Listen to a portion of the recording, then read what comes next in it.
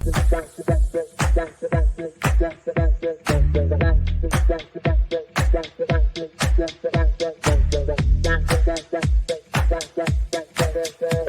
Connections Radio presents. Welcome to PRConnectionsRadio.com, the voice of new media. Here on Vegas Hockey Hub, we're going to be doing another edition of Vegas Hockey Hub Recap, where we break down every single game for the 2024-2025 season. I am your host, Ian Rachiele, and what a fantastic game for your Vegas Golden Knights, as they would be at T-Mobile Arena, part of Frozen Frenzy with the NHL, and they would take on the LA Kings and win with a very interesting score of 6-1.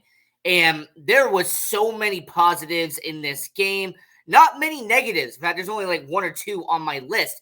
But overall, from start to finish, from puck drop to the sounding horn, this is a very, very good game to talk about here on Vegas Hockey Hub. And just very quickly, go to the website, www.prconnectionsradio.com, the voice of new media. Over a dozen shows on the platform. Go to our social media at Vegas Hockey Hub, or follow me on social media at Ian J. Rachiele, right down there. So for this edition, there was not much that happened in terms of pregame, and that's when it comes to like morning skate, or when we were doing the practice session, filming, recording, getting to talk to people like we normally do. So there wasn't much to really kind of go off of. I mean, William Karlsson back in practice. We're so happy to see William Karlsson back. He is now skating in a regular jersey. He was in a red jersey previously. Now he's in a normal one. Now, there is speculation that he could be playing on Friday against Ottawa. We're not going to go in the deep about it. However, when we do eventually do the week recap for Ottawa on Saturday morning, we are definitely going to see if William Karlsson is in the lineup or if he isn't. Now Victor Olofsson, Bruce Cassidy has confirmed that he will be week to week with the Vegas Golden Knights. So unlikely that he would be playing in this game against LA or against Ottawa later this week. So for Victor Olofsson, he is out week to week. William Karlsson, he is back in practice for the first time in about a month, but we'll have to wait and see if he plays against Ottawa. But besides that, there really wasn't any major differences. I mean, we had a few lineup tweaks, and we'll talk about all of that in just a few minutes. But there was not much in terms of what we thought was going to happen come game time. That was until half an hour before game time. As a half hour before game time with your Golden Knights, they were getting ready. They were going to do warm-ups at T-Mobile Arena. And then the announcement came through the PR, came from multiple sources, that defenseman Shea Theodore is out with an illness. And unfortunately, there is nothing else to go on about that. It was more of a undisclosed situation. They're not going to go too much into detail when it comes to an illness. But with Shea Theodore, him being out of this game against the LA Kings, he was not going to be on the second defensive pairing with Brayden McNabb like he was originally scheduled to. Now I know that I have been harsh on Shea Theodore in the past, but sincerely, I hope that he is well soon. An illness in the NHL, you never want to see anything too super serious in that situation. So for Shea Theodore, I hope he is well soon. But this opened up the door for one of the two defensemen to make his season debut. Now, some people that I was talking to were hoping that it would be Ben Hutton, with him being the veteran, having a more experience. But no, after warm-ups and looking at the rushes, Caden Korczak would make his season debut for the Vegas Golden Knights. So the former second-round pick and a former prospect of the Golden Knights organization, Caden Korczak, making his season debut in 24-25 for your Golden Knights. And for Caden Korczak to be on the now third defensive pairing with Brayden McNabb, it's very familiar if you understand last year. When Shea Theodore got hurt and he missed around 20 games last year, Caden Korczak and Brayden McNabb actually shared time together on that second defensive pairing the year prior. So for Korczak and McNabb to be on the same pairing made a lot of sense. And for Bruce Cassidy, I have to acknowledge how genius it was to have Korczak and McNabb united back together. Very similar to how the defensive pairings, Bruce Cassidy went with what's familiar and brought certain pairings back together from the year prior. And we'll cover that in about 2 or 3 minutes. Now, getting into the roster moves and getting into the forwards and defensive pairings and goalie for this game tonight, here is your starting lineup for your Vegas Golden Knights. Now, forward line 1, Ivan Barbashev, Jack Eichel, and Mark Stone. Arguably, and you can make a strong case for this, the best first line in hockey. Throughout the first 7 games, I have not seen any other line put up the production that Barbashev, Eichel, and Stone have done in the first 7 games. And considering what we're about to talk about and get into in this episode, this first line has been enormously beneficial to your Vegas Golden Knights. Now, forward line 2, there was a swap between Brett Howden and Tanner Pearson. So even though Tanner Pearson scored a goal against Florida and Brett Howden scored a goal against Florida, they decided to put Brett Howden on the second line and team him up with Pavel Dorofeyev and Tomas Hertl in the middle. And for Brett Howden, it makes a lot of sense. Anybody who's been watching any of these Vegas Hockey Hub recap shows, I have been complimenting Brett Howden the first 6 games, talking about how well he has done in the beginning stage of this season. I acknowledge how well Brett Howden has done, so him being on the second line makes so much sense there. Forward line 3, you had the 3 youngsters, Brett Howden, Cole Schwindt, and Alexander Holtz. And we're actually going to see this line make some impact later in the game. And then forward line 4, you have Tanner Pearson, Nick Waugh, and Keegan Kolesar. So Kolesar and Pearson back together, and then Nicholas Waugh back to the 4th line, unlike where he was earlier in the year when he was on line 3. Your defensive pairings, Noah Hanifin teamed up with Alex Pietrangelo. This was to be the expected defensive pairing at the beginning of the season during the offseason. Then they switched it up. But for Hanifin and Pietrangelo, your 2 best defensemen, makes so much sense to have them teamed up. Nick Hague and Zach Whitecloud, the pairing that have been connected for the last couple of seasons, they have brought them back as a unit. So Hanifin and Pietrangelo, Hague and Whitecloud, and then the pairing that was announced a half hour before the game kicked off, Braden McNabb and Caden Korczak. And then in net for your Vegas Golden Knights, Ilya Samsonov. And I am so impressed with what Ilya Samsonov has done the first 2 games. I was intrigued to see how he would perform in net for Vegas, doing his first back-to-back on the season for your Vegas Golden Knights. And based off of what we saw at T-Mobile Arena, this is a game that Ilya Samsonov can kind of tip his cap to and acknowledge how well he did. Now, getting into the matchup itself at a 8:30 p.m. Pacific runtime, which, by the way, I'm going to take half a minute and complain about this real quick. Hey, to the person who created the schedule, do you hate Vegas? Like, for the people that have to work the next morning, and yes, I'm recording this as I just got home, and I got to go to bed and wake up in about 4 hours. So for the people who have to work the next day on a Wednesday, hey, why'd you have Vegas versus LA be at 8:30 p.m. on a Tuesday night? I mean, if you're a kid and you got to go to school, hey, bless your heart.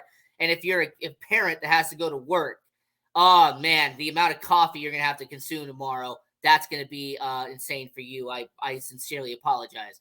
But yeah, for the NHL schedule maker, please don't do any more of these 8:30 p.m. start times.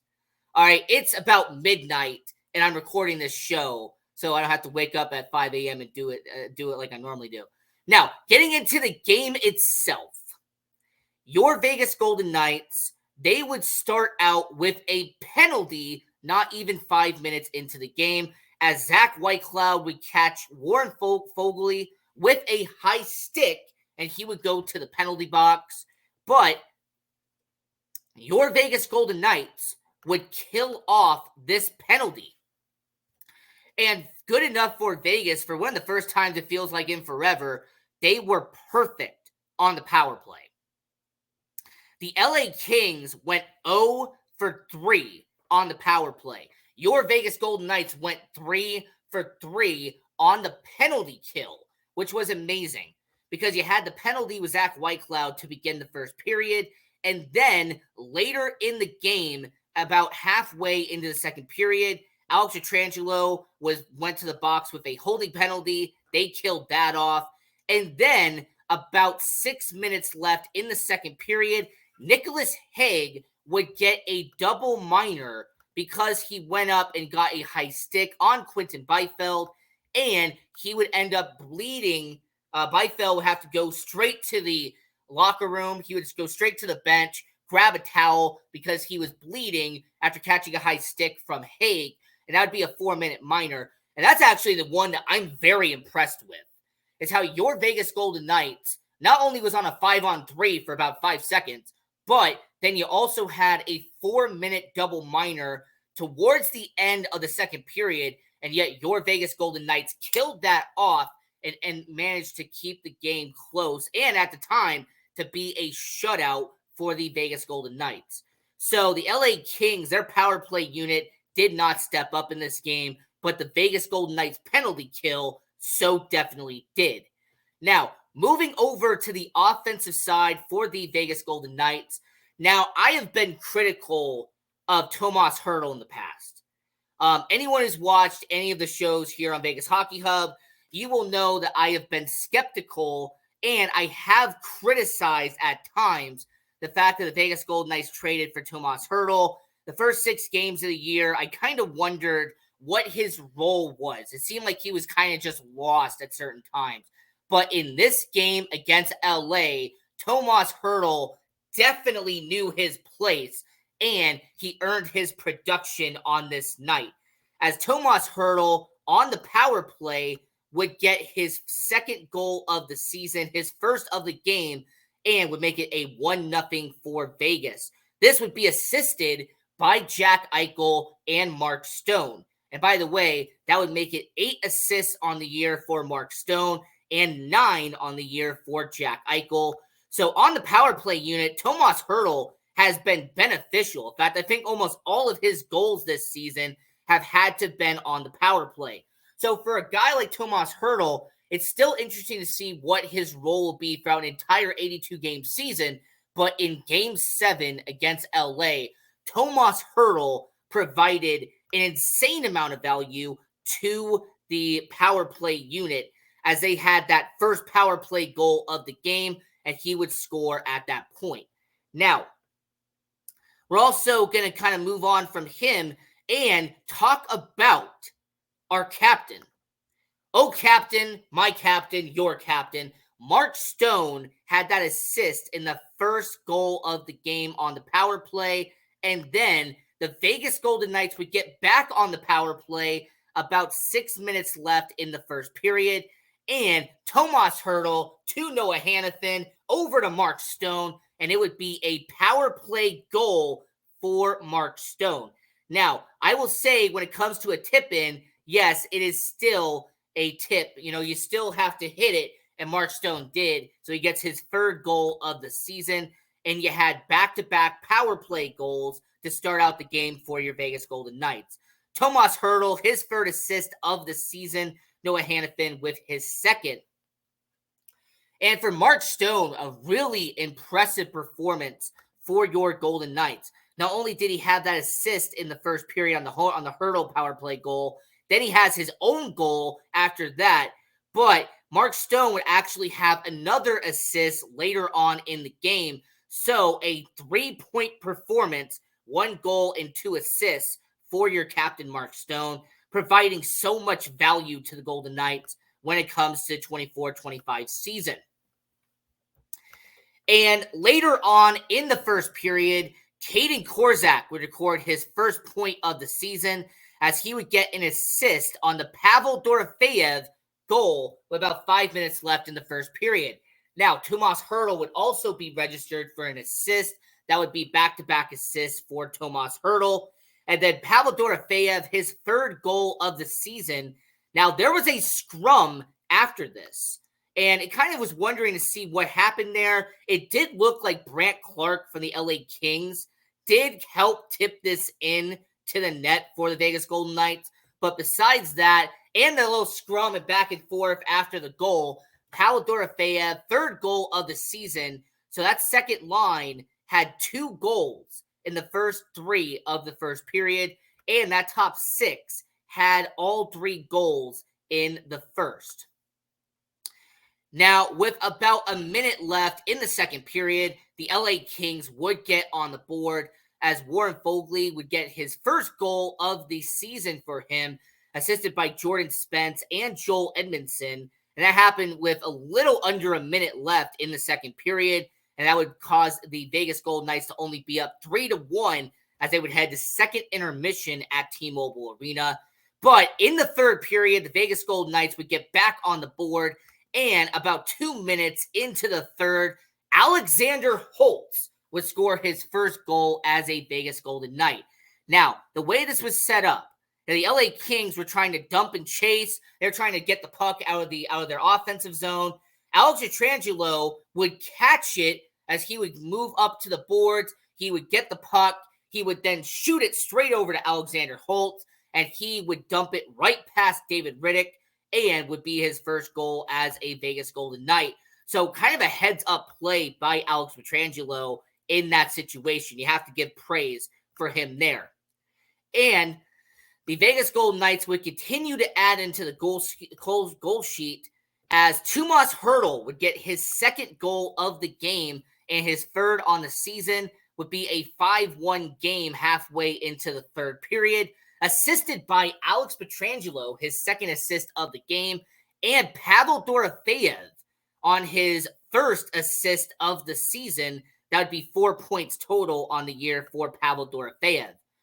So, after the Tomas Hertl 2 goals, about 6 minutes left in the third period, the first line for the Vegas Golden Knights would connect once again as Mark Stone to Alex Pietrangelo, then over to Ivan Barbashev, who would connect it and get it right past into the Golden Knights and would have a net for the Ivan Barbashev. It would be his 5th goal of the season, Mark Stone's 3rd assist of the game, and Alex Pietrangelo with his 3rd point of the game. So for a guy like Ivan Barbashev, who had a very slow start last year, he has had a rocket of a start in 24-25. So for Ivan Barbashev, 5th goal of the year, really kind of planting himself as the first line guy in this season. Mark Stone, 9 assists on the year and 3 goals. So, hey, for a captain to have 12 points in the first 7 games, you know, I'm not going to sit here and say that he could have 100 points by the end of the year, but if you continue the path that he is on, I would not be surprised if he gets up to 90 by the end of the year if he is fully healthy and playing all 82 games and continuing the production he has now. Alex Pietrangelo with his 6th assist of the season, him getting 3 of them in this game alone, and him having an assist in each of the last 3 goals in that third period. So well done for Alex Pietrangelo. But we cannot forget about Ilya Samsonov having 32 saves on 33 shots. That's a 97.1 save percentage for Ilya Samsonov. And this is a Vegas Golden Knights team that seems like they're more confident when Samsonov is in net. You can tell that Samsonov is making in save after save after save. He's doing his job right now. And in the first 3 games of the season, Ilya Samsonov, you know, he's 2-0-1. But that overtime loss for Florida, he made well over 40 saves for Vegas. So realistically, he actually could be 3-0-0 if those overtime loss became an overtime win. So, with the Golden Knights picking up this victory, your player of the game is Ilya Samsonov. Such an impressive outing, and we're such a huge fan of what he did for your Golden Knights. So, Ilya Samsonov, player of the game, and your Vegas Golden Knights pick up the victory. 4-0 at home at T-Mobile Arena. Now, the next game against Ottawa, we'll have to do the show on Saturday morning. And I do want to mention this at the end of the show. We are wearing this pink shirt because of Breast Cancer Awareness Month and Hockey Fights Cancer. So, with Hockey Fights Cancer and Breast Cancer Awareness Month, we're going to be wearing this pink shirt we did in the last show, this one, and the next one against Ottawa. So, this is Vegas Hockey Hub Recap, and I'm your host, Ian Rachiele. Go Knights, go!